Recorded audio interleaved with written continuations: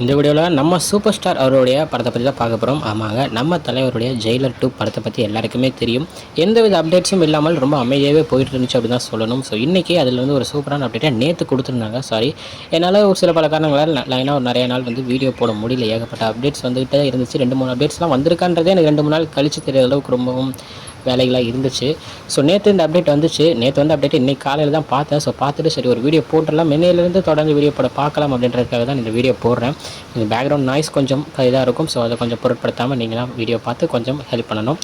So இந்த video பார்க்கும்போது ஏகப்பட்ட புது கேரக்டர்ஸ் உள்ளே இருக்காங்க அப்படின்னு நல்லாவே தெரியுது. நம்ம லாஸ்ட்டாக ஜெயிலர் 1ல் பார்த்தோம்னா வர்மன்ற கேரக்டர் சொல்லியிருப்பார், நீ என்ன கொண்டுட்டா அதோட முடியாது, இதுக்கப்புறம் ஏகப்பட்ட பேர் வருவாங்க, நீயே உன்னை வந்து ரொம்பவுமே கஷ்டப்படுத்திப்பா, அவ்வளோ கேரக்டர்ஸ் அவ்வளோ பேர் வந்து உன்னை கஷ்டப்படுத்துவாங்கன்ற மாதிரி அவர் சொல்லியிருப்பார். ஸோ அதுக்கேற்ற மாதிரி இந்த ஜெயிலர் 2ல் ஏகப்பட்ட கேரக்டர்ஸ் இருக்குது அப்படின்றது இதில் செம்மையாக காமிச்சிருந்தாங்க. முக்கியமாக சுராஜ் அவர்கள் இருக்கார்.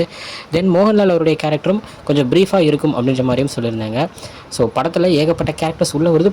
புது வில்லன் கேரக்டர்ஸ் உள்ளே வராங்க. முக்கியமாக ஒரு ஃபீமேல் வில்லன் கேரக்டர் உள்ளே இருக்காங்க, ஒரு வில்லி கேரக்டர் இருக்குது அப்படின்ற மாதிரியும் சொல்லியிருக்காங்க. ஸோ நிறையா கேரக்டர்ஸ் உள்ளே இருக்கும்போது படத்துடைய கதைக்களமும் ஒரு புதுசாக தான் இருக்கும்.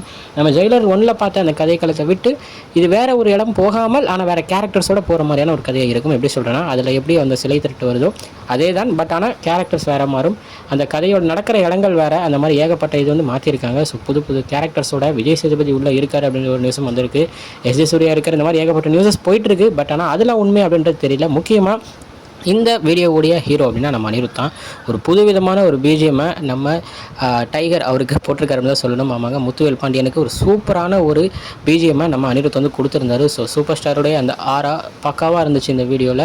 ஸோ எனக்கு ரொம்பவே பிடிச்சிருச்சு. படம் வந்து பார்த்தீங்கன்னா October 15th ரிலீஸ் ஆகுது அப்படின்றதையும் இந்த வீடியோவில் சொல்லியிருக்காங்க. ஸோ நான் மாறின வெயிட்டிங்கில் இருக்கேன். ஸோ நீங்கள் யார் இந்த படத்துக்கு வெயிட்டிங் அப்படின்றத மறக்காமல் கமெண்ட்டில் சொல்லுங்கள்.